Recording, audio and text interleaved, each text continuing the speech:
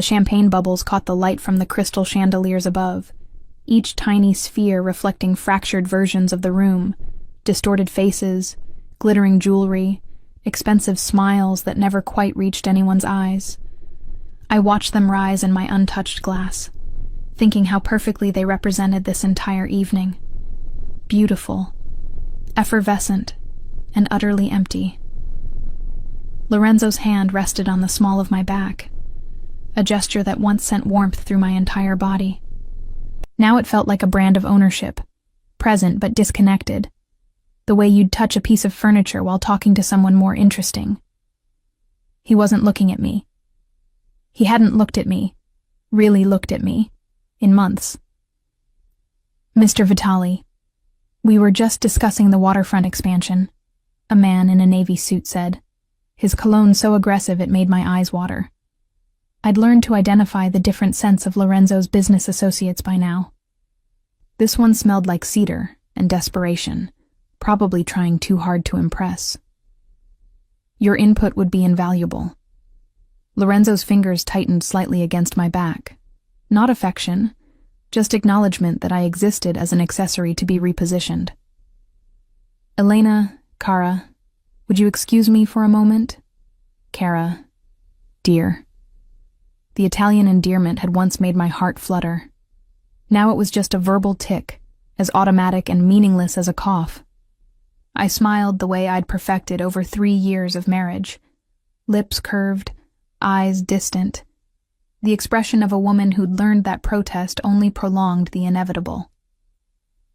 Of course, I said, my voice carrying none of the exhaustion that had settled into my bones like sediment. He drifted away into the cluster of dark suits and calculated laughter, leaving me standing near the bar with my untouched champagne and the familiar weight of invisibility. The Castellano Gallery had been transformed for tonight's charity gala.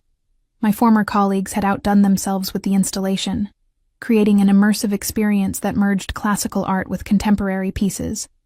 I'd helped plan events like this once, back when I was Elena Santori, art curator with a passion for bringing beauty into the world. Now I was Elena Vitali, wife of Lorenzo Vitali, and my primary role was to stand beautifully silent while he conducted business that I was never quite important enough to know the details of. I set the champagne glass down on a passing waiter's tray and moved toward the windows overlooking the city. November in New York meant early darkness, the kind that swallowed the afternoon whole and left you wondering where the day had gone. The glass was cold against my palm when I pressed it there, trying to ground myself in something physical, something real.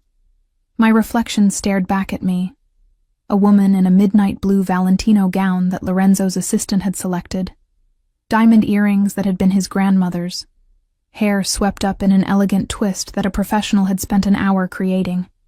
I looked like success. I looked like someone who had everything. I looked like a lie. Mrs. Vitali, the exhibition is magnificent, someone said beside me. I turned to find Gabriella Russo, one of my former colleagues from my curatorial days. Her smile was genuine, her eyes warm with recognition of who I used to be. I heard you consulted on the layout. Just some suggestions, I demurred, though I'd spent 3 weeks working with the team before Lorenzo had decided my involvement was unnecessary given his schedule. Translation: he needed me available for last-minute business dinners and couldn't have me committed to actual work that might conflict with his convenience. Your eye for spatial dynamics hasn't diminished, Gabriella said softly, and something in her tone made me wonder if she saw through the careful facade I maintained.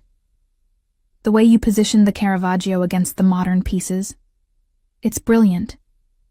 You always had a gift for seeing how things connected. The compliment shouldn't have made my throat tight, but it did. I'd forgotten what it felt like to be seen for something other than my relationship to Lorenzo. Elena. His voice cut through the moment like a blade. I turned to find him approaching with that particular set to his jaw that meant annoyance restrained for public consumption. We need to leave. Something's come up. No apology to Gabriella for the interruption. No acknowledgement that I might be in the middle of a conversation. Just the assumption that his needs superseded everything else, the way they always did. "I'll get my coat," I said quietly. "Actually," Lorenzo's phone buzzed in his pocket, and he pulled it out with the kind of immediate attention he never gave me. His expression shifted as he read the screen. Calculation, concern, the look of a man weighing options that didn't include consulting his wife. "Change of plans. I need to handle this. You take the car home. I'll catch a ride with Marco." The dismissal was so casual, so practiced, that I almost didn't react. Almost. But something in me, some final thread of self-respect that hadn't yet frayed completely, pulled taut. "Lorenzo," I said, keeping my voice low. "We came together. We can leave together. Whatever it is can wait 30 minutes. His eyes finally focused on me, really focused, and what I saw there wasn't love or even irritation. It was indifference masquerading as patience, the look you'd give a child who didn't understand how important grown-up matters were. "Elena, don't be difficult. This is important business." "And I'm your wife," I said, hating how small my voice sounded, how much I'd shrunk myself over the years to fit into the spaces he allowed me. Something flickered across his face. Surprise, maybe, that I was pushing back at all.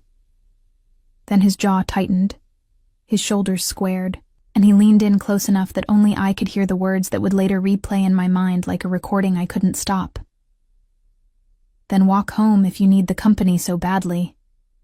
Dio, Elena, you're acting like I'm abandoning you. Grow up." The words landed like physical blows. Around us, the gala continued. Beautiful people in beautiful clothes celebrating beautiful things. No one noticed the small death occurring near the window, the moment when something essential finally broke beyond repair. "Fine," I heard myself say. The word came from somewhere distant, somewhere cold and clear. "I'll walk." For a fraction of a second, his expression shifted. Uncertainty, perhaps. A flash of recognition that he'd crossed a line. But his phone buzzed again, and the moment passed. He squeezed my shoulder once, a gesture that might have looked affectionate to anyone watching. And then he was gone, swallowed by the crowd of men whose business was always more important than the woman waiting at home. I stood there for a moment, feeling the imprint of his fingers on my shoulder like fingerprints on glass. Gabriella had drifted away, reading the moment correctly. The gallery hummed with conversation and laughter, none of it including me. I retrieved my coat from the check, a Burberry trench that Lorenzo had bought for my birthday last year, back when gifts could still sometimes feel like affection instead of appeasement. The November air hit me like a judgment when I stepped outside, cold and sharp and unforgiving. The gallery was in Chelsea. My apartment, our apartment, was in Tribeca. Approximately 2 miles through Manhattan streets that were busy enough to feel safe, empty enough to feel abandoned. I'd walked further before. I'd walked through worse weather. What I hadn't done was walk away from my marriage with such absolute clarity of purpose. My heels clicked against the sidewalk, a rhythm that matched my heartbeat. Each step took me further from the warmth of the gallery, further from the illusion of the life I'd been trying to maintain. The city moved around me with its usual indifference. Taxis rushing past, couples walking arm in arm, delivery drivers dodging through traffic. I thought about Lorenzo's face when he told me to grow up, about the casual cruelty in his dismissal, about the 1,000 small cuts that had led to this moment, each one insignificant enough to excuse, substantial enough to scar.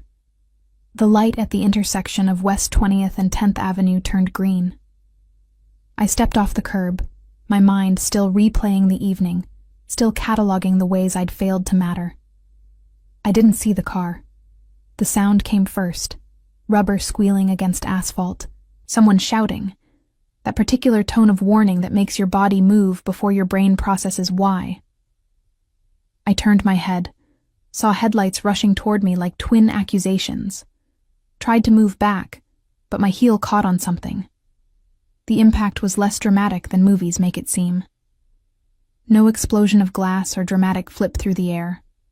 Just a brutal collision that sent me spinning, my shoulder taking the brunt as I hit the ground, my head cracking against the pavement with a sound that seemed very far away. And then there was only pain, sharp and absolute in my shoulder, radiating down my side, pulsing in my skull. I tried to breathe and felt something wrong in my ribs, something that made each inhalation a negotiation with agony. Voices surrounded me. Hands touched me. Someone was calling 911. Someone else was saying Jesus Christ over and over like a prayer or a curse. "Don't move her," a voice commanded. "Ambulance is coming." "Miss, can you hear me? Keep your eyes open." I could hear. I could see the night sky above me, stars obscured by city lights and my own tears. I could feel the cold concrete beneath me and the warm wetness that might have been blood spreading through my hair. And then I heard another voice. Familiar, frantic, destroyed. "Elena, Dio mio, Elena, no, no, no." Lorenzo's hands cradled my face, careful not to move me but unable not to touch me. "Amore mio, stay with me. Look at me. I'm here. I'm right here." I looked at him through the haze of pain and shock, and the clarity that had started in the gallery bloomed into something absolute. His face was white, his eyes wild with fear, his perfectly styled hair disheveled from running. He was devastated, terrified, breaking apart in real time. And all I could think was, it took this. It took me lying broken on the street for him to see me, really see me. The ambulance arrived in a symphony of sirens and lights. Paramedics moved me onto a board with practiced efficiency, each movement sending fresh waves of agony through my body. Lorenzo tried to climb in with me, his hand reaching for mine, his voice pleading. "Sir, you'll have to follow in your own vehicle," a paramedic said firmly. "She's my wife," Lorenzo insisted, his accent thickening with emotion, the way it always did under stress. "I'm not leaving her." "Sir," Lorenzo, my voice came out broken, barely audible over the chaos. But he heard it.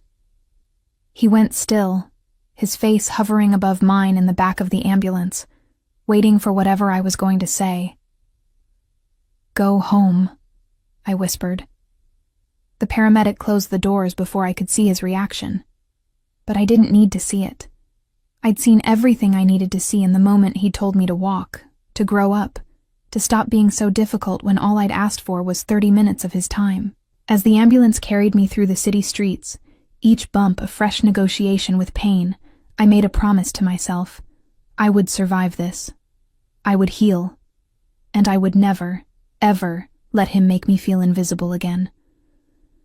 The hospital lights were different from the gallery chandeliers, fluorescent and unforgiving, casting everything in the harsh clarity of truth. They made the white walls look sterile and cold, made the monitors beep out their mechanical rhythms, made it impossible to hide in the soft focus of dim lighting and champagne bubbles. My shoulder was broken. 3 ribs were fractured. I had a concussion that made the room tilt whenever I moved too quickly.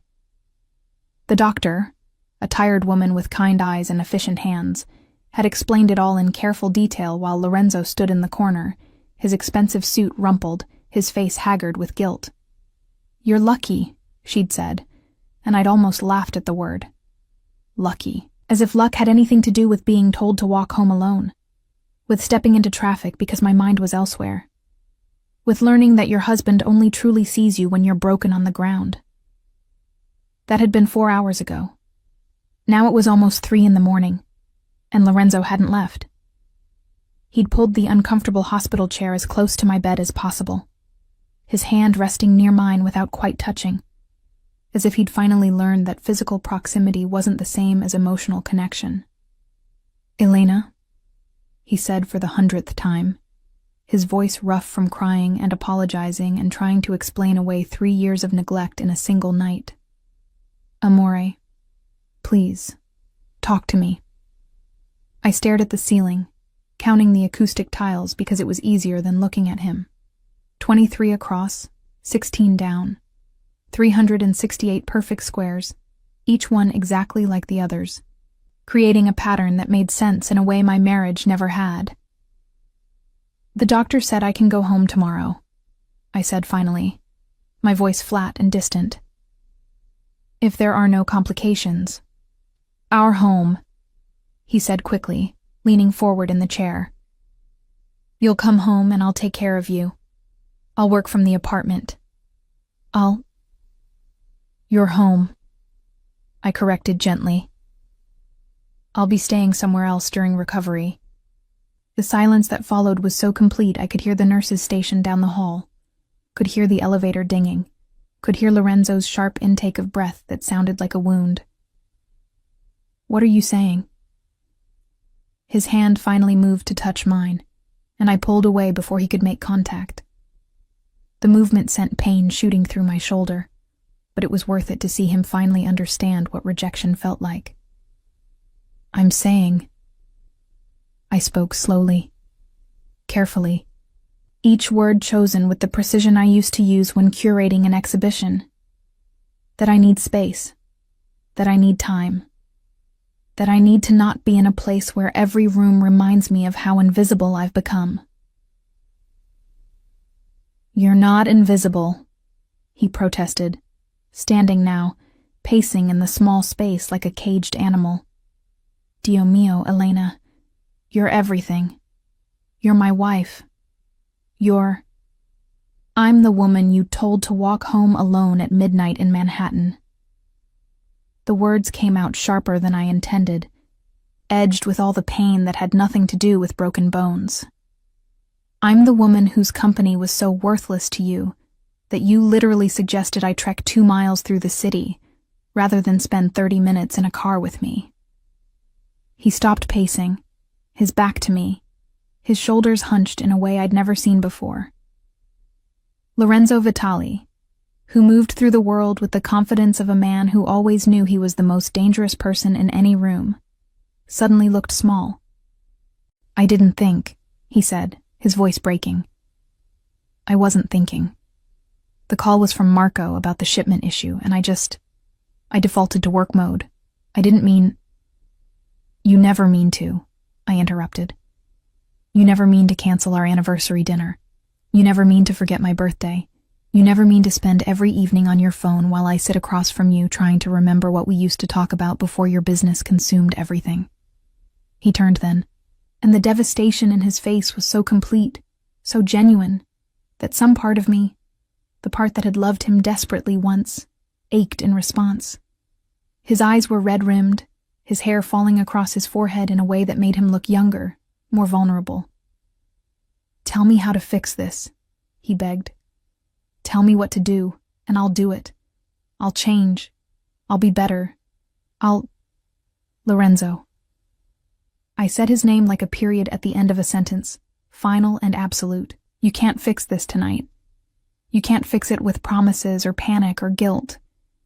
You can't fix 3 years of making me feel like an afterthought with 1 night of fear, because you almost lost me."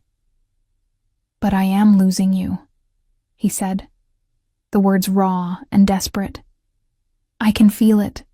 You're slipping away, and I don't know how to hold on." "Then let go," I whispered. "Let me go." The monitors beeped their steady rhythm, measuring heartbeats and oxygen levels, quantifying the ways my body was functioning even as everything else fell apart. A nurse poked her head in, took in the scene, the crying man, the emotionless patient, and retreated without comment. "I can't," Lorenzo said simply. "You're asking me to cut out my own heart." "No," I corrected, turning my head to finally look at him directly, ignoring the way the movement made the room spin. "I'm asking you to understand that you already did that to me. Slowly. Over 3 years of being second place to business calls and late-night meetings and associates who always seemed more important than the woman who promised to love you forever." He moved toward me then, dropping to his knees beside the bed in a gesture so Italian, so dramatic, so quintessentially Lorenzo that I almost smiled. "Almost.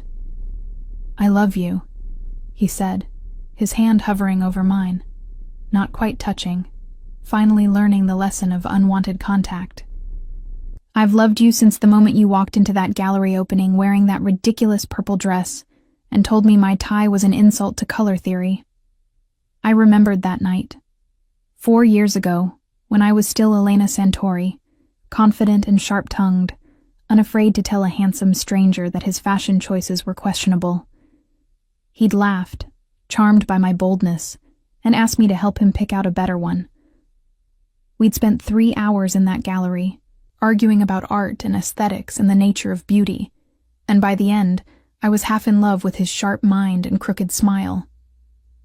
That Lorenzo felt like a ghost now, a memory of a man who'd been swallowed by the weight of his business, his obligations, his empire. I loved you too, I said quietly. Past tense, past life, past version of us that doesn't exist anymore. Then we'll find it again, he insisted, his voice thick with determination. We'll go back to that gallery. Start over. Rebuild. You can't rebuild on a broken foundation, Lorenzo. You taught me that. Remember? When you bought that warehouse in Red Hook and had to completely tear it down because the structure was compromised? You said trying to fix it would cost more than starting fresh. He flinched at his own words being used against him. This is different. This is us. This is exactly the same, I said, exhaustion finally winning over the adrenaline that had kept me upright through this conversation. Our foundation is compromised, and I need to figure out if I have the strength to start fresh. The door opened again, and this time the nurse was insistent. Mr. Vitali, I'm going to have to ask you to leave. Mrs. Vitali needs rest, and visiting hours ended 3 hours ago.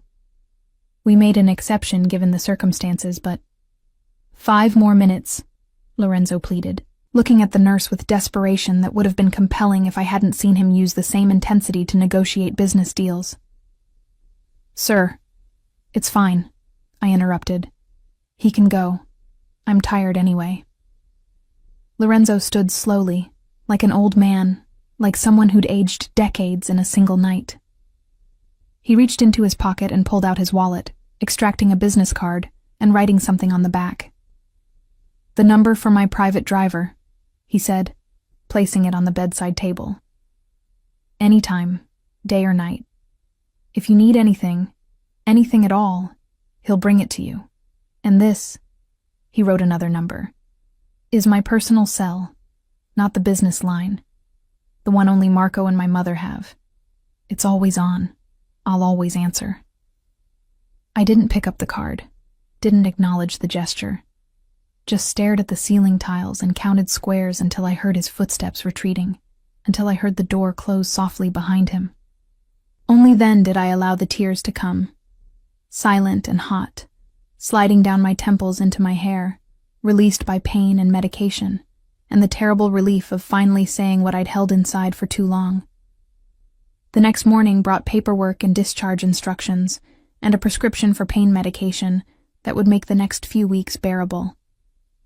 It also brought my phone, which had been recovered from the accident scene and was now full of missed calls and messages. 47 from Lorenzo, 15 from Marco, his right-hand man, 8 from his mother, Caterina, and 1 from a number I hadn't seen in months.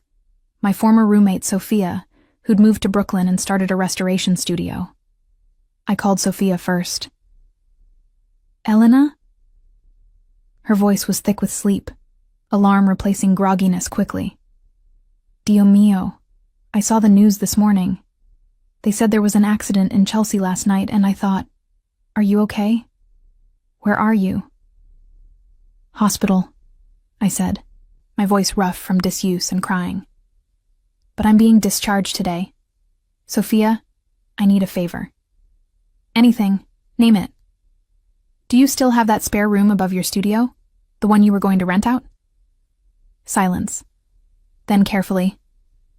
Yes, but Elena, shouldn't you be going home? Lorenzo must be. I can't go back there, I interrupted. Not yet. Maybe not ever. I just need somewhere quiet to heal. somewhere that's mine. Come here, she said immediately, understanding in a way that only old friends could. Come home to us, for however long you need. I closed my eyes, feeling something like hope flickering in the wreckage. Thank you. When the nurse wheeled me out to the hospital entrance, I half expected Lorenzo to be waiting, but he wasn't. Just a black town car with tinted windows and a driver holding a sign with my name. Lorenzo's private driver, the one he'd promised would always be available. I almost laughed at the irony. Even now, even in his absence, he was trying to take care of me in the only way he knew how, through money and resources and the trappings of his power. I gave the driver Sophia's address in Brooklyn. He didn't ask questions, didn't comment on the fact that it wasn't the Tribeca apartment. Just nodded and opened the door, helping me in with careful hands that were mindful of my injuries. As we drove through the city, past the gallery where everything had broken, past the intersection where I'd been hit, I felt something settling in my chest. Not peace. It was too soon for that. But a kind of quiet resolve.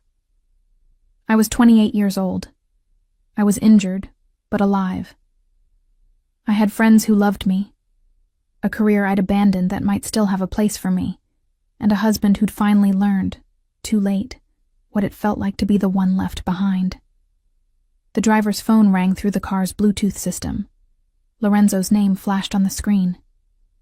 Sir, the driver answered. Did she get in the car? Lorenzo's voice filled the space, rough and desperate.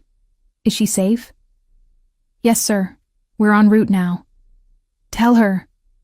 Lorenzo stopped, the silence heavy. Tell her I'm sorry. Tell her I'll wait. Tell her I'll do better. The driver glanced at me in the rearview mirror, a question in his eyes. I shook my head once. There was nothing to tell Lorenzo that I hadn't already said. The time for words was past. Now there was only action, consequence, and the long, difficult work of figuring out who Elena Vitali was when she wasn't defined by being Lorenzo's wife. She heard you, sir, the driver said diplomatically. As we crossed into Brooklyn, leaving Manhattan and Lorenzo, and 3 years of slow dissolution behind, I pressed my hand carefully against my broken shoulder and felt, for the first time in years, like I was moving toward something instead of being slowly pulled under. Sophia's restoration studio occupied the ground floor of a converted warehouse in Greenpoint, the kind of Brooklyn neighborhood that had been rough 30 years ago, and was now gentrifying so fast you could watch the change happen in real time. The spare room above it was accessed by an external staircase, wrought iron that rang under my feet as the driver helped me up, each step a negotiation between my injured ribs and my desperate need for independence. The room was exactly what I needed. Small, clean, flooded with northern light from industrial windows that overlooked the East River. A bed, a dresser, a kitchenette that was really just a hot plate and a sink.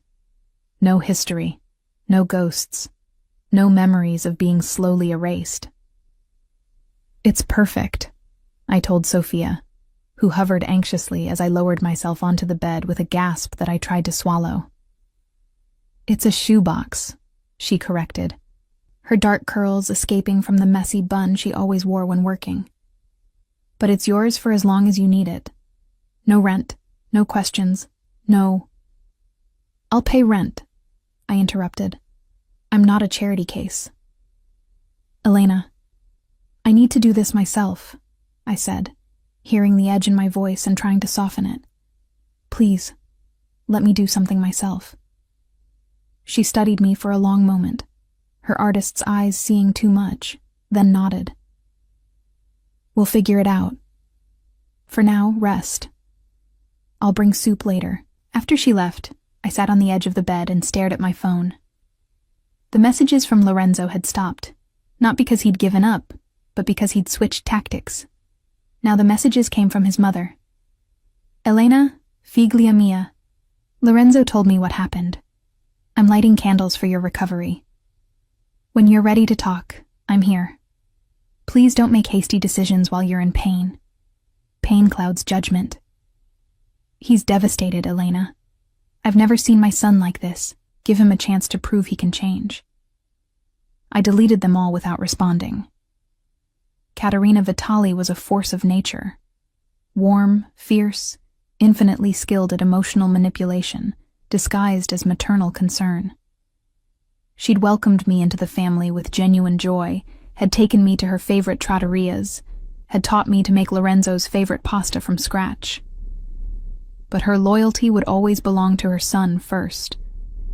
The pain medication made my thoughts fuzzy, made the afternoon bleed into evening without clear boundaries. I slept fitfully, waking to the sound of boats on the river, to the distant rumble of the subway, to Sophia climbing the stairs with promised soup, and a look that said she wanted to ask 1,000 questions but wouldn't. 3 days passed in that hazy rhythm. Sleep, medication, small movements around the room that left me breathless. Sophia checked on me regularly, but gave me space, understanding what I needed even when I couldn't articulate it myself. On the 4th day, I woke feeling clearer. The pain was still there, but had dulled to something manageable, something that didn't consume all my attention. I showered carefully, avoiding getting the dressing on my shoulder wet, and looked at my reflection in the small mirror above the sink. The woman staring back at me was a stranger, paler, thinner. Purple bruises blooming across her collarbone like grotesque flowers. But her eyes were focused in a way they hadn't been in years. I was sitting by the window, watching tugboats guide a container ship down the river, when the nausea hit. It came in a wave so sudden and absolute that I barely made it to the bathroom before vomiting up the tea and toast Sophia had brought earlier. When it passed, I sat on the cold tile floor, my forehead pressed against the wall, wondering if it was the pain medication or stress or... The thought crystallized slowly, reluctantly, like ice forming on water. When was my last period? I counted back through the haze of hospital days and accident trauma and pre-accident numbness. 6 weeks. Maybe 7. I'd been so consumed with trying to salvage my marriage that I hadn't noticed. I pulled out my phone with shaking hands and ordered a pregnancy test from a pharmacy that promised delivery within an hour. Then I sat on the bathroom floor and cried, not from pain or fear or grief, but from the sheer cosmic irony of it all. The universe had a wicked sense of timing. The test was positive. Both tests. All 3 tests I'd had them send because I couldn't believe it the first time, the second time, even the 3rd time when the lines appeared with damning clarity. I was pregnant with Lorenzo Vitali's child. I'd spent 3 years trying to get pregnant, back when I still believed a baby might bring us closer, might remind Lorenzo of why he'd fallen in love with me. We'd stopped trying about a year ago, not because we'd officially decided to, but because intimate moments had become so rare that prevention seemed unnecessary.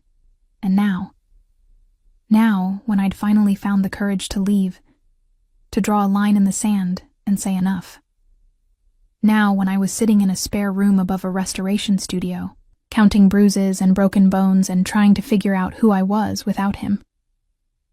Now there was a cluster of cells dividing inside me, oblivious to the wreckage of my marriage, to the impossibility of its timing, to the way it changed everything and nothing simultaneously. I called Lorenzo, not because I wanted to, but because he deserved to know, and because putting it off would only make it harder. He answered before the first ring finished. Elena. Dio mio. Elena. Are you okay? Are you hurt? Do you need... I'm pregnant, I said, cutting through his panic. The words landed in the silence like stones dropped in still water. I heard his breath catch, heard the rustle of fabric as he moved, sitting down probably, or standing up, something physical to anchor himself. When he spoke again, his voice was raw with emotion. I couldn't quite parse. Pregnant. I'm pregnant, I repeated. About 7 weeks, I think. I took 3 tests. They're all positive. Are you... He stopped, started again. How are you feeling? Is the baby okay? The accident, did the doctors— I didn't know when I was in the hospital, I said, but I'll make an appointment. Get checked. Make sure everything's fine. I'll come with you, he said immediately. To the appointment. I'll cancel everything. Lorenzo. I said his name like a stop sign. I'm telling you because you have a right to know. But this doesn't change what I said in the hospital. This doesn't fix us. It's our child, Elena. Our baby. How can that not change? Because a baby isn't a band-aid, I interrupted, my voice sharper than I intended. A baby isn't a solution to a broken marriage. It's a human being who deserves parents who can coexist in the same room without one of them feeling invisible. You were never invisible, he protested, but his voice lacked conviction now. We both knew it was a lie. I'm keeping the baby, I said, needing to establish this before he could make it into a negotiation.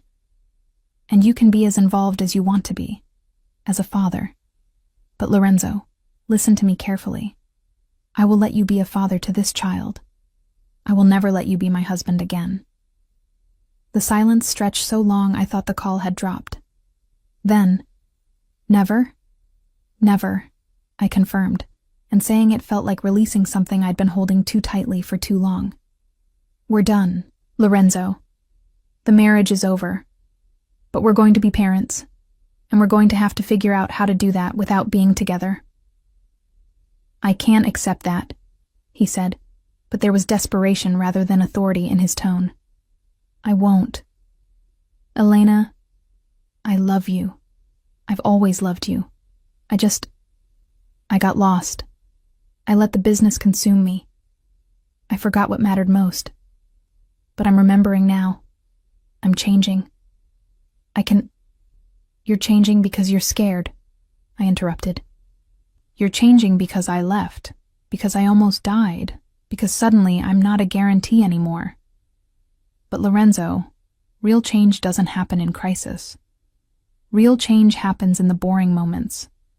In the Tuesday evenings and the lazy Sunday mornings and all the unremarkable days when there's no drama to force your attention. Then give me those days, he begged. Give me a chance to prove it. Move back home. Let me take care of you during the pregnancy. Let me show you I can be different. I looked out the window at the river, at the city glittering across the water, at the life I was trying to build from the ruins of my marriage. I need to do this on my own first. I need to remember who Elena Santori was before she became Elena Vitali and forgot herself in the process. And the baby. His voice broke on the word.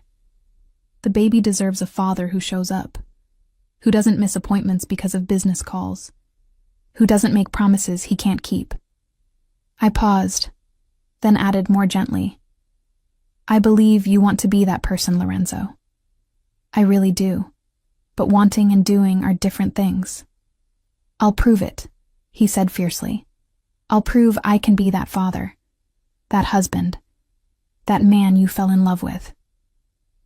Don't do it for me, I said quietly.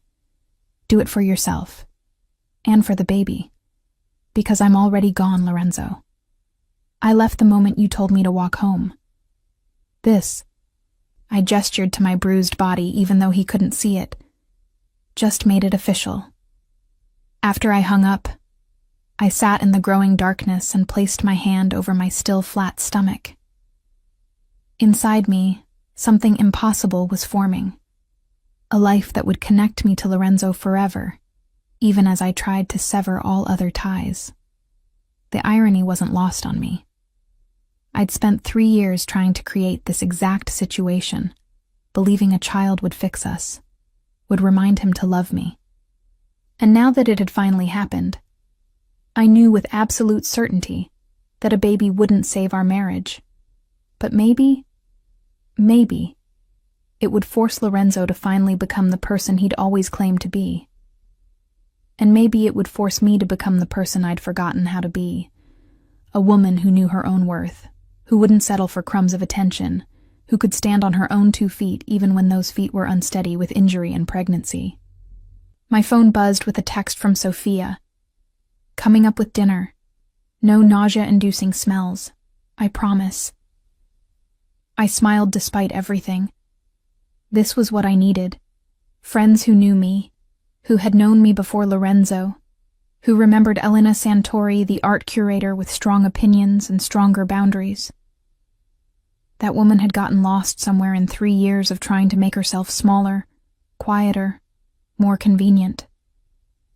But she was still there, underneath the bruises and broken bones and complicated pregnancy. And I was going to find her again. Even if it meant walking through the darkness alone, I was finally moving toward my own light. The first ultrasound appointment was scheduled for a cold December morning, exactly 2 weeks after I'd taken those 3 damning pregnancy tests. I'd agonized over whether to tell Lorenzo the date and time, finally deciding that despite everything, he deserved to be there for this. He arrived at the clinic 15 minutes early. I knew because I watched from the window of the waiting room as his car pulled up. Not the usual Blacktown car, but a silver SUV that looked practical and normal and utterly unlike him. He emerged wearing jeans and a sweater instead of his usual suits, looking somehow both less intimidating and more vulnerable. When he walked into the waiting room and saw me, everything in his face rearranged itself around relief and longing and careful restraint. He'd learned, in these 2 weeks of me not answering most of his calls, that overwhelming me with emotion only pushed me further away. "Elena," he said softly, sitting in the chair beside me but leaving space between us. "Thank you for letting me come." "It's your baby too," I replied, keeping my voice neutral. I'd practiced this, the tone that was neither warm nor cold, that established boundaries without being cruel. "How are you feeling? The nausea, is it—" "Manageable," I interrupted. "Sophia's been making me ginger tea. It helps." The mention of Sophia made his jaw tighten slightly. Not anger, but the recognition that someone else was taking care of me, filling the role he'd abdicated. But he didn't comment, didn't try to insert himself. Just nodded and looked down at his hands. We sat in silence until the nurse called my name. Lorenzo stood when I did, his hand hovering near my elbow without quite touching, a gesture of support that respected my need for space. The ultrasound room was warm and dark, lit only by the glow of the monitor. The technician, a cheerful woman in her 50s with kind eyes, helped me lie back on the exam table and rolled up my shirt to expose my stomach. "Okay, this will be cold," she warned, squeezing gel onto my abdomen. The sensor pressed against my skin, and the room filled with a sound like ocean waves. Rhythmic, insistent, impossible. "There," the technician said, pointing to a flickering spot on the screen. "That's your baby's heartbeat." I stared at the grainy black and white image, at the tiny bean-shaped shadow that was somehow, impossibly, a person. A life. A future I hadn't planned but was now responsible for. "It's so small," I whispered. "About the size of a blueberry right now," the technician said with a smile. "But growing every day. Based on these measurements, I'd say you're about 8 weeks along. Everything looks good. Heartbeat is strong. Development is right on track." I felt Lorenzo's hand find mine, his fingers interlacing with mine with a certainty I hadn't felt from him in years. This time, I didn't pull away. Not because I'd forgiven him or changed my mind, but because in this moment, looking at the life we'd created together, I could acknowledge what we'd been to each other before everything fell apart. "Can you print an image?" Lorenzo asked, his voice thick with emotion. The technician smiled and pressed a button. "Of course." After the appointment, we stood on the sidewalk outside the clinic, the winter air biting at exposed skin. Lorenzo held the ultrasound image like it was something sacred, his thumb tracing the edge of the paper. "Elena," he said finally, "I know you meant what you said, about us being over. But this baby. He gestured to the image. This baby needs stability. A home. Both parents. The baby will have both parents, I said firmly. Just not married ones. Plenty of children have co-parents who aren't together. It's not ideal, but it's better than growing up watching their parents destroy each other slowly. Is that what we were doing? He asked, looking at me with those dark eyes that had once made my heart race.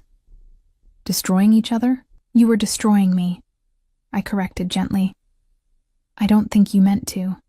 I don't think you even realized you were doing it. But Lorenzo, every time you chose a phone call over a conversation, every time you canceled plans for business, every time you made me feel like I was competing for last place in your priority list, it was another small death.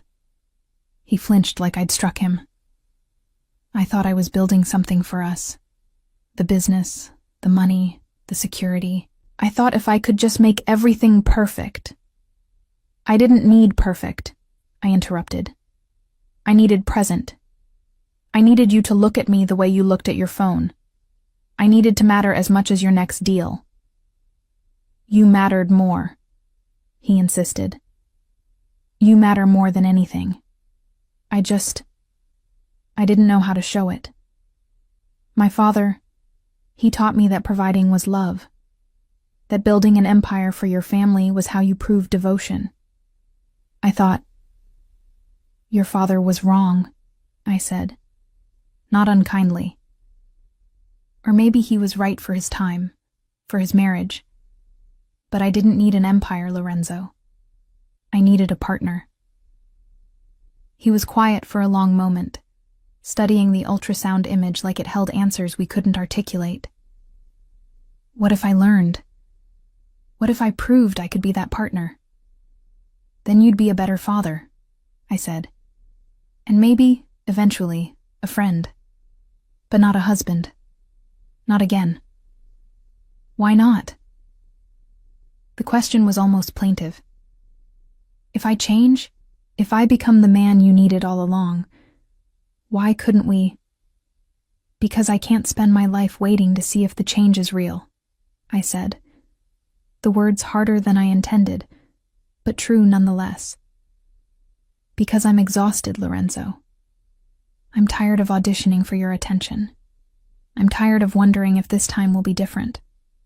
I'm tired of being the one who adapts and accommodates and shrinks herself to fit into the spaces you leave available. I don't want you to shrink, he said desperately. I want you to take up all the space. I want you to be so present in my life that I can't ignore you even if I tried. Then do that for the baby, I said, placing my hand over my stomach.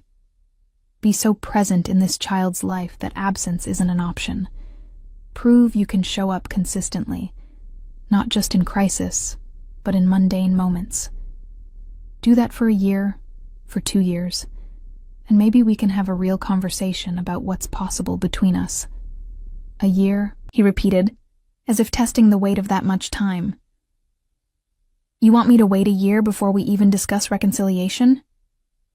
I want you to stop thinking about reconciliation, I corrected.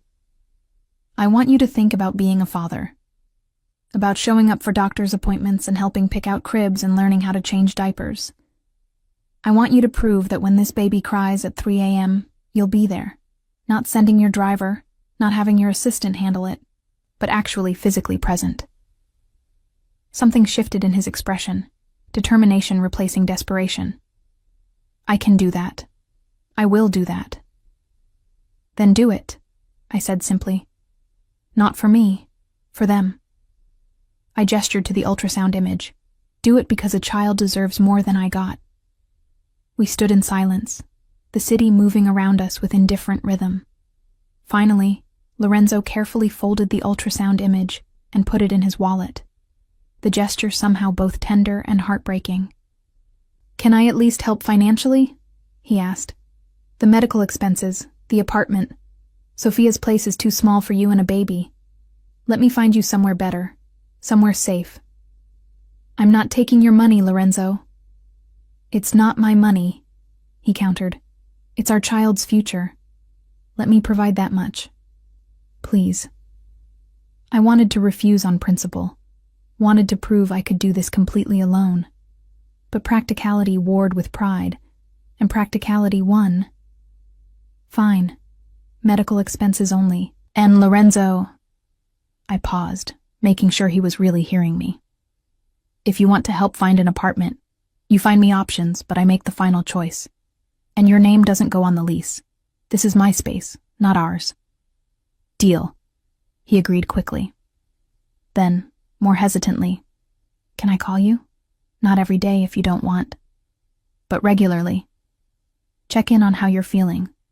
Make sure you're okay. Once a week, I said. You can call once a week. And Lorenzo, the calls need to be short. 10 minutes maximum.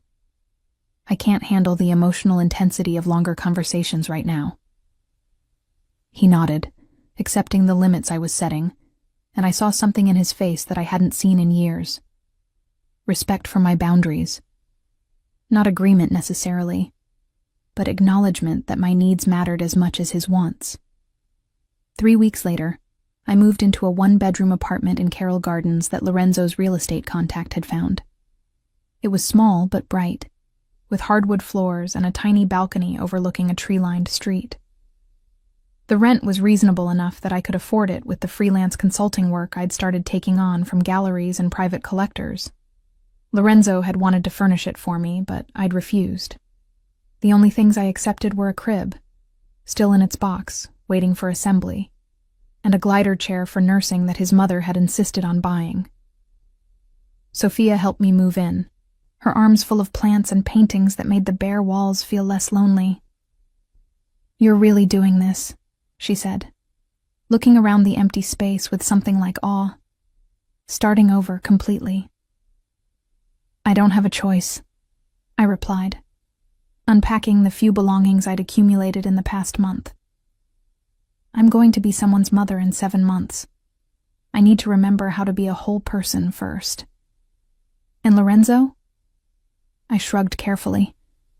My shoulder still ached in cold weather, a permanent reminder of that night. "Lorenzo's learning how to be a father. We'll see if he can sustain it beyond the initial guilt and panic." But even as I said it, I noticed small changes in our weekly phone calls.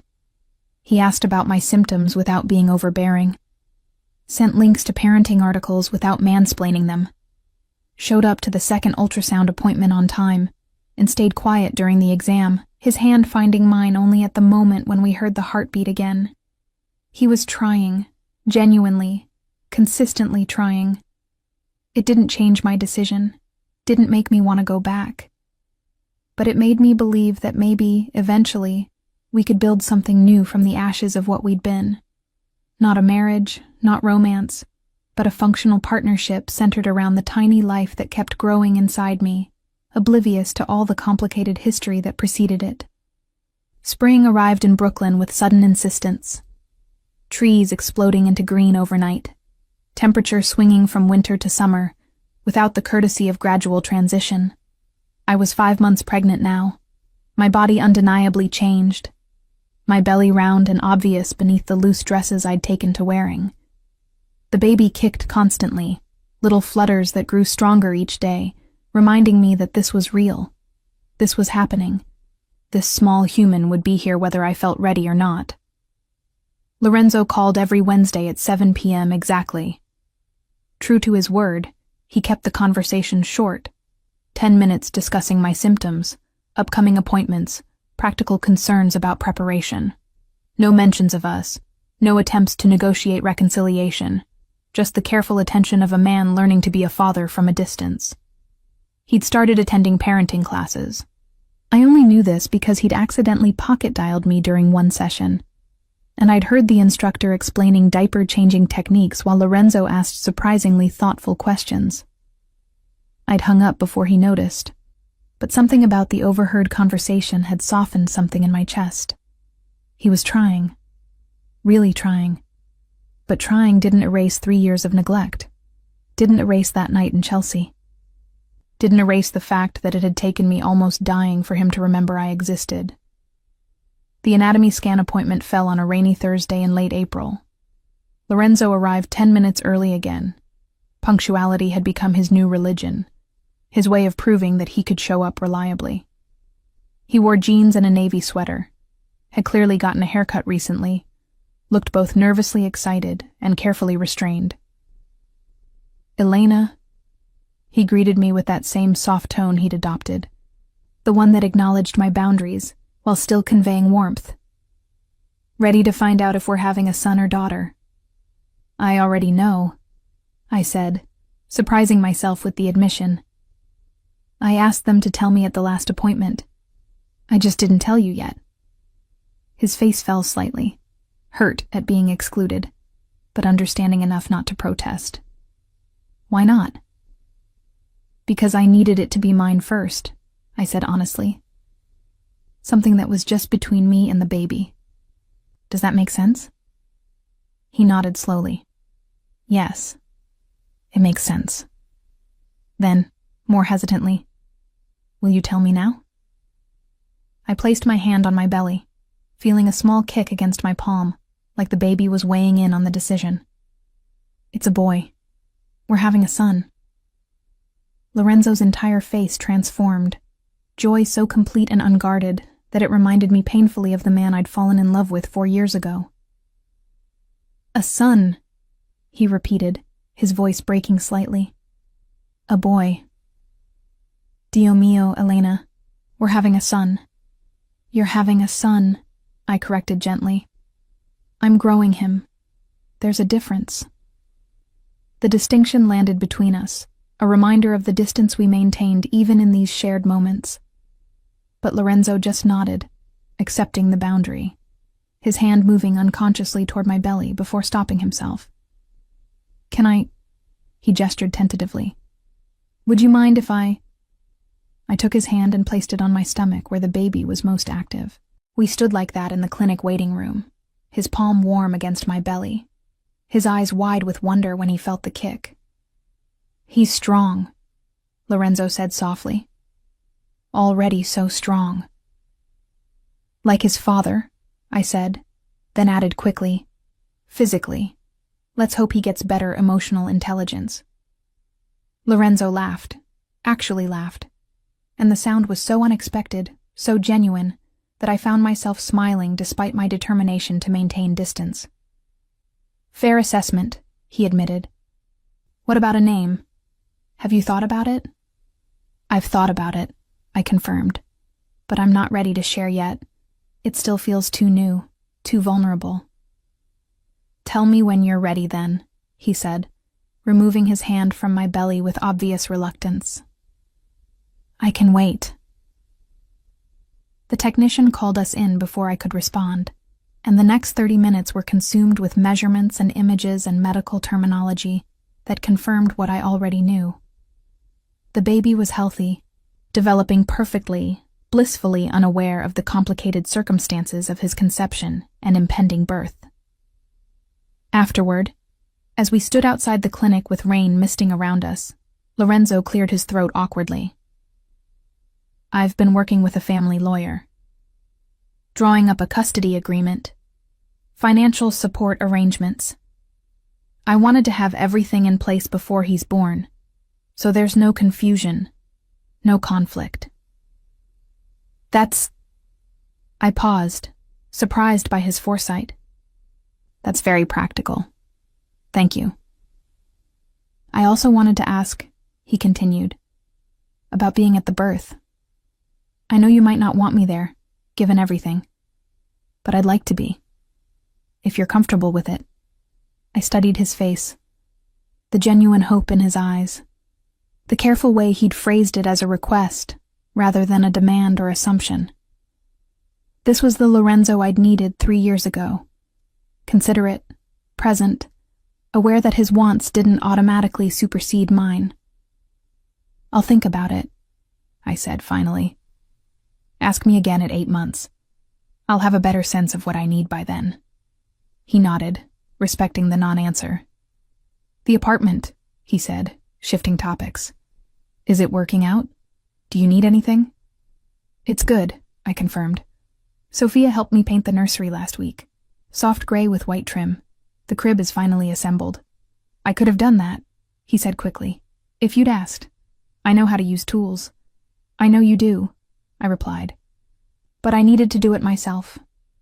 Well, Sophia and I did it together. It took 3 hours and a lot of cursing, but we managed. Something flickered across his face. Not quite jealousy, but close. The recognition that other people were filling roles he'd once occupied. Elena, He stopped, started again. I'm trying very hard to give you space, to respect your boundaries. But it's killing me, knowing you're doing all this alone, knowing I should be there. You weren't there before, I said, not cruelly but factually. When I needed you to care about the mundane daily things that make up a life, you were always somewhere else, always distracted. Why should now be different? Because now I understand what I lost, he said, his voice raw. I understand that those mundane moments were everything, that coming home to you was the best part of my day, and I was too stupid to realize it. That talking about nothing while cooking dinner together was worth more than any business deal. Lorenzo? I know, he interrupted. I know it's too late. I know I don't get to have those moments back. But Elena, please, let me have the new moments. Let me be there for this. For him. He gestured to my belly. Let me prove I can be the father he deserves. You are being that father, I said, and meant it. You're showing up. You're following through. You're learning. That's exactly what I asked you to do. But I want more, he admitted. I want to come home to you at the end of the day. I want to feel him kick at 3 a.m. I want to paint nurseries and assemble cribs and argue about names. I want...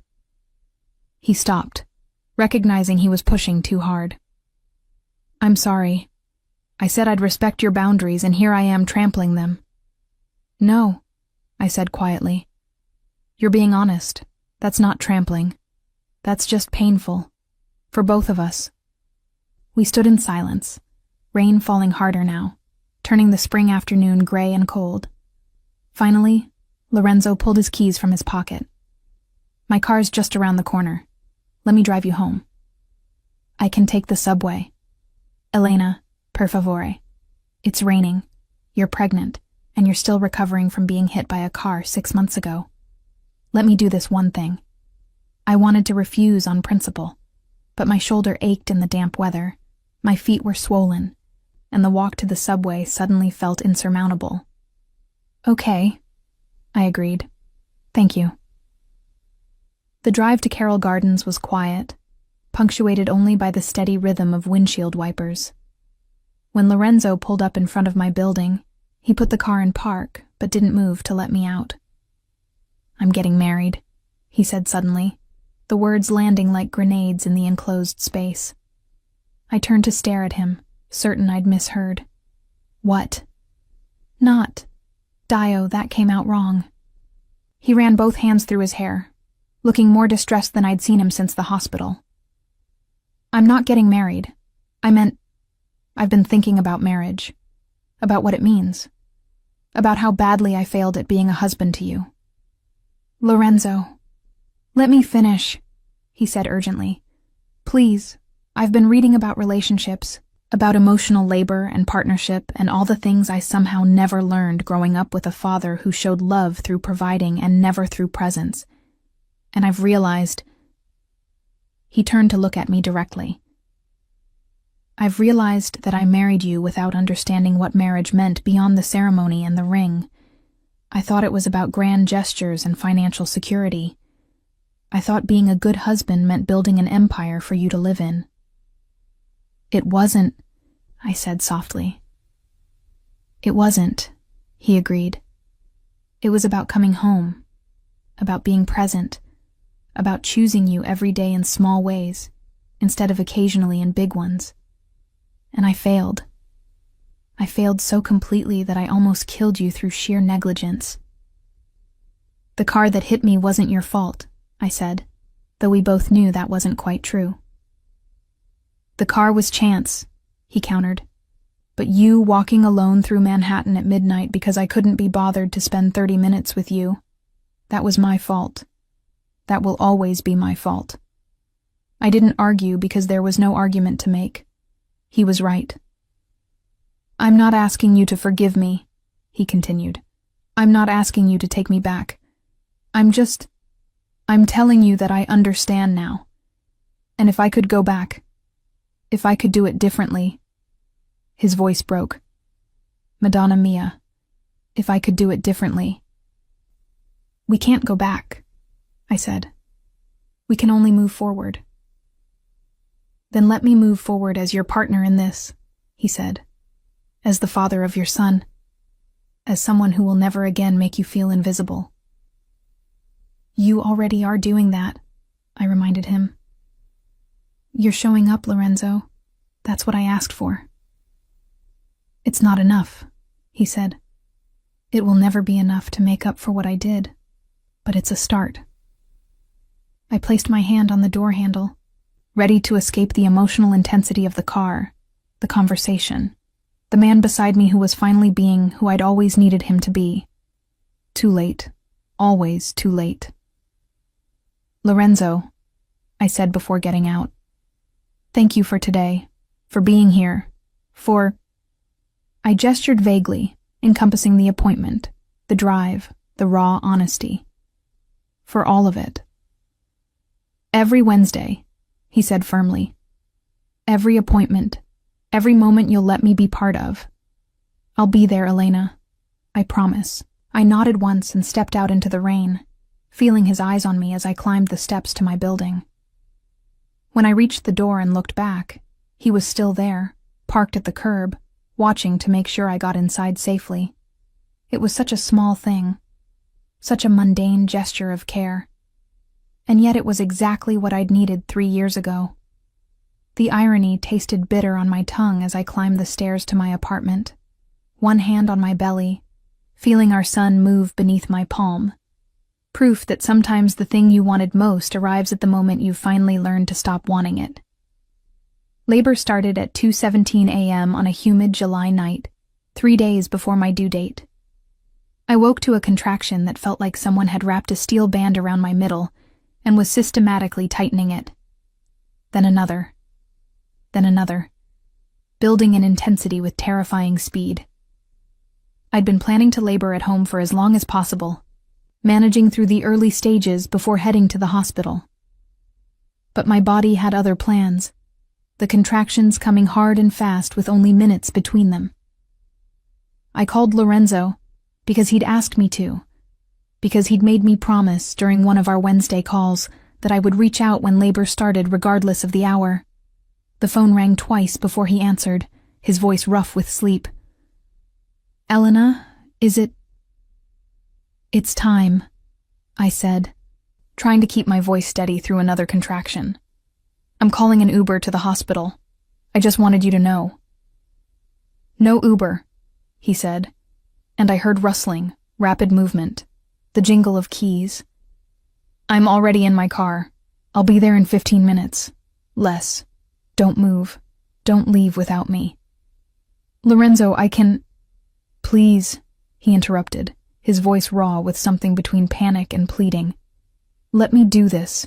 Let me be there from the beginning. I wanted to argue that he'd missed the actual beginning, the conception, the first trimester, the months of morning sickness and fatigue and body changes. But another contraction stole my breath, and when it passed, all I could manage was a whispered, okay. He made it in 12 minutes. I know because I counted each one while pacing my apartment, breathing through contractions, trying to remember the techniques from the birthing class I'd taken with Sophia. When his knock came at the door, I opened it to find Lorenzo looking simultaneously terrified and determined, dressed in jeans and a t-shirt I'd never seen before, his hair uncombed, his usual polish completely absent. How far apart? He asked, taking my overnight bag without waiting for permission. 3 minutes, I said, then doubled over as another contraction hit. His hand found the small of my back, applying pressure exactly where the birthing instructor had demonstrated. I leaned into it without thinking, letting him support me through the wave of pain. "We need to go," he said when I could breathe again. "Now. You're in advanced labor." The drive to the hospital was a blur of contractions and traffic lights, and Lorenzo's steady voice reminding me to breathe, telling me I was doing great, promising that we were almost there. His hand found mine somewhere along the way, our fingers interlacing with the ease of muscle memory from a marriage that officially ended 6 months ago. The hospital staff took one look at me and rushed me to a delivery room. The doctor confirmed what I already knew. I was fully dilated, ready to push. No time for the epidural I'd planned on getting. "Natural childbirth it is," the nurse said cheerfully, as if this was a choice I'd made rather than my body's rebellion against my carefully laid plans. Lorenzo stayed by my head, his hand in mine, his voice in my ear providing a steady stream of encouragement in Italian and English. "Bella, brava, forte, you're so strong, you can do this. Our son is almost here." The pain was unlike anything I'd experienced. Not sharp like the accident, but consuming, all-encompassing. A force that demanded every ounce of my attention and strength. I pushed when they told me to push, breathed when they told me to breathe, existed in a timeless space where nothing existed except the work of bringing my son into the world. And then, after 2 hours that felt like 2 minutes and 2 years simultaneously, there was a cry, high and indignant and absolutely perfect. "It's a boy," the doctor announced, as if we hadn't known, and placed him on my chest, this small red-faced creature who was mine, ours, more real than anything I'd ever held. I looked down at him through tears I hadn't realized I was crying, at his perfect tiny fingers and nose and mouth. "Hi," I whispered.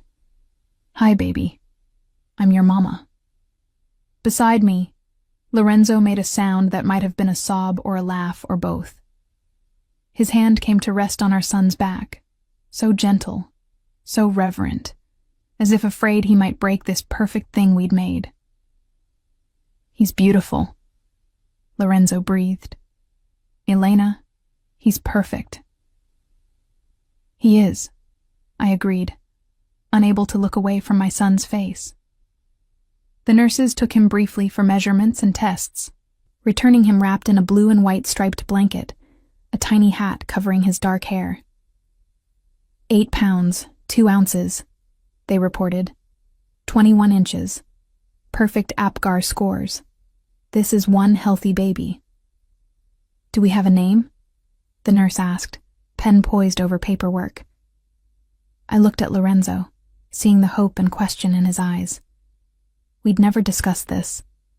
I told him weeks ago that I was keeping the name private, that it was mine to hold until the baby arrived. "Matteo," I said softly. "Matteo James Vitali."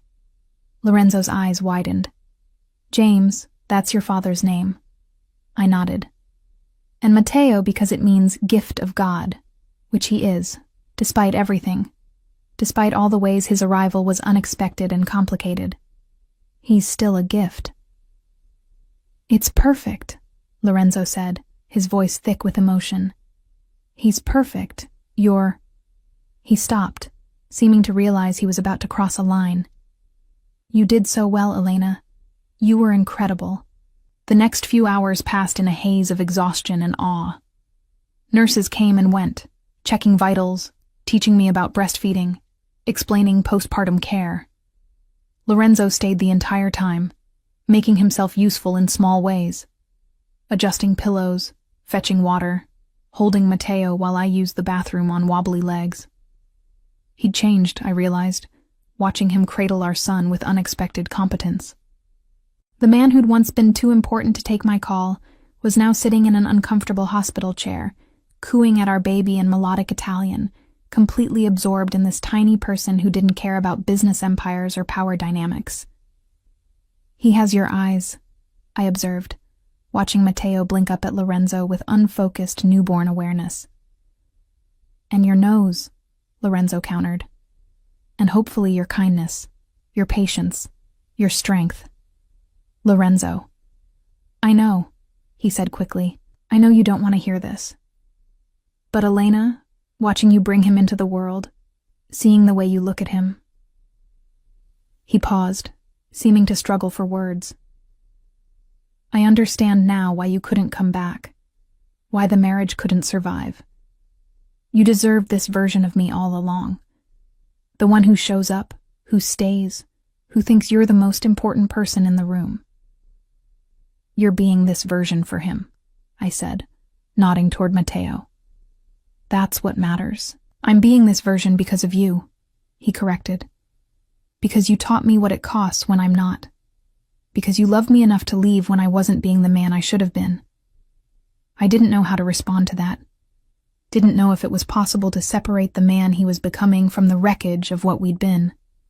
Sophia arrived around noon, bursting into the room with flowers and tears and exclamations in rapid Italian that made Lorenzo laugh. She held Matteo like he was made of glass, cooing over his perfect features, then fixing me with a knowing look.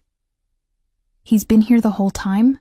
She asked in English, nodding toward Lorenzo. He was here for the birth, I confirmed. He's been helpful. Sophia studied Lorenzo with the assessing eye of a protective best friend.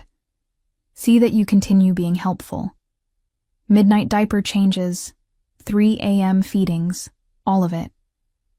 I will, Lorenzo promised. Whatever Elena needs, whatever Matteo needs. Not just when it's convenient, Sophia pressed. Not just until the novelty wears off. Children need consistent presence, not dramatic gestures. I understand, Lorenzo said seriously. I'm not going anywhere. After Sophia left, promising to bring proper Italian food later because hospital food is an insult, Lorenzo and I sat in quiet companionship, taking turns holding Matteo, marveling at how something so small could so completely rearrange the universe. I should go, Lorenzo said eventually, reluctance clear in his voice. Let you rest. I'll come back this evening? Actually, I said, surprising myself. Could you stay a little longer, just until he falls asleep? He seems calmer when you hold him. Lorenzo's face transformed with joy so complete, it was almost painful to witness. I'd love to. Yes, of course. He settled back into the chair, Matteo cradled against his chest, and started singing softly in Italian. A lullaby I dimly remembered him mentioning once, something his mother used to sing. His voice was surprisingly good, melodic and gentle, and I watched our son's eyes gradually close, his tiny face relaxing into sleep against his father's heartbeat. I must have dozed off because I woke to find the room dim, late afternoon sun filtering through partially closed blinds. Lorenzo was still there, still holding Matteo, now talking quietly on his phone in Italian. Something about rescheduling meetings, working remotely, family priorities. When he noticed I was awake, he ended the call quickly. Sorry, I tried to be quiet.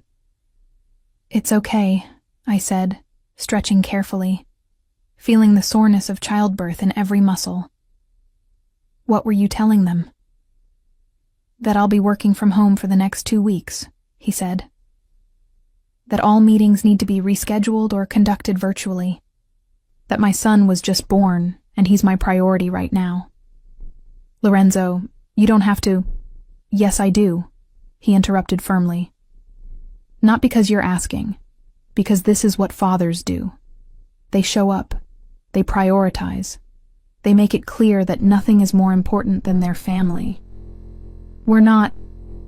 I stopped, correcting myself. You and I aren't a family anymore. Not in that way. No, he agreed. But Matteo and I are family. And you and Matteo are family. And that makes us... He paused, searching for the right word. Connected. Permanently and irrevocably connected.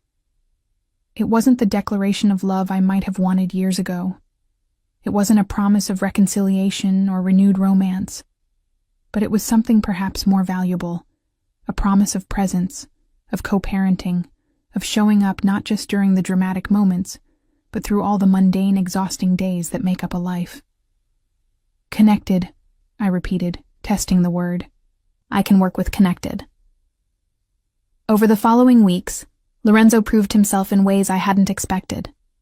He came by the apartment daily, not to pressure or plead, but to help, to hold Matteo while I showered, to change diapers and learn the intricacies of swaddling, to sit quietly while I struggled through the painful early days of breastfeeding, offering water and encouragement without trying to fix what couldn't be fixed.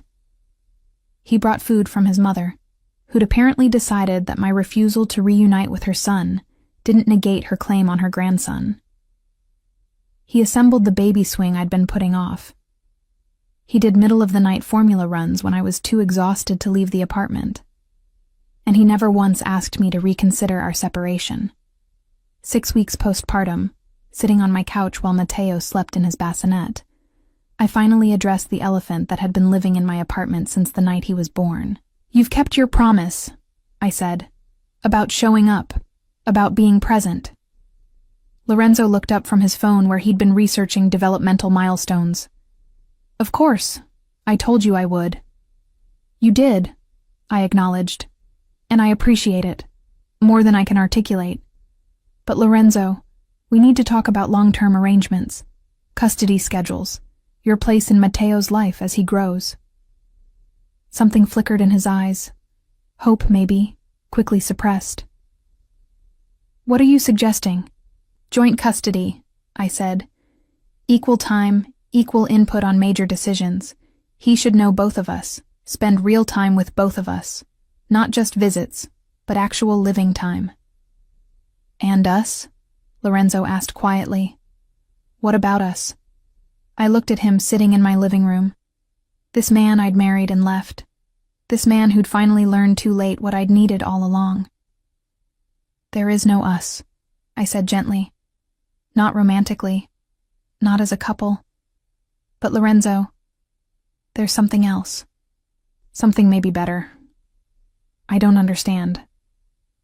"We can be partners," I explained. "Co-parents who respect each other, who communicate well, who put Matteo first. We can be friends eventually if we work at it. We can build something new instead of trying to resuscitate what died." "You're saying it's really over," he said, not as a question but as an acceptance. "That no matter how much I change, no matter how present I am, you'll never—" "I'm saying that I've grieved what we were," I interrupted. "I've mourned it and let it go. And I can't go back to that, Lorenzo. I can't risk losing myself again." He was quiet for a long moment, watching Matteo sleep with an expression that was equal parts love and loss. "You're right," he said finally. "About all of it. I'd hoped that maybe, with time." "Hope for a good partnership instead," I suggested. "Hope for a friendship built on mutual respect. Hope for raising a son who sees his parents treating each other with kindness, even when they're not together." "That's not nothing," he acknowledged. "It's everything that matters," I corrected. As Lorenzo prepared to leave that evening, he stopped at the door, Matteo asleep against his shoulder in that way that only babies can sleep, completely surrendered, totally trusting. "Elena," he said softly, "I want you to know. I'm grateful for this, for the chance to be his father, for not shutting me out completely. I know I didn't earn it." "You're earning it now," I said. "Every day. That's what counts." He nodded once and carefully transferred Matteo to his bassinet with the competence of someone who'd been practicing, who'd watched the YouTube videos and read the books, and genuinely wanted to be good at this. "Wednesday call?" he asked, maintaining our routine. "Wednesday call," I confirmed. After he left, I stood at the window watching the street below, watching Lorenzo pause beside his car to look up at my apartment before driving away. He'd changed. Undeniably, genuinely changed. But some breaks couldn't be mended, some relationships couldn't be resurrected. The woman who'd loved Lorenzo Vitali had been broken on a Manhattan street 6 months ago, and the woman who'd risen from that wreckage knew her worth too well to settle for crumbs ever again. Instead, we'd build something different, something harder but healthier, something that acknowledged the past without being enslaved to it. I returned to Matteo's bassinet, watching him sleep with that intense newborn focus that made every breath seem miraculous. He would grow up knowing his father, would spend weekends in Lorenzo's home and weekdays in mine, would learn about relationships from parents who respected each other enough to prioritize his needs above their own histories. It wasn't the fairy tale I'd imagined at that gallery opening 4 years ago, when a handsome stranger with questionable fashion taste had made me laugh.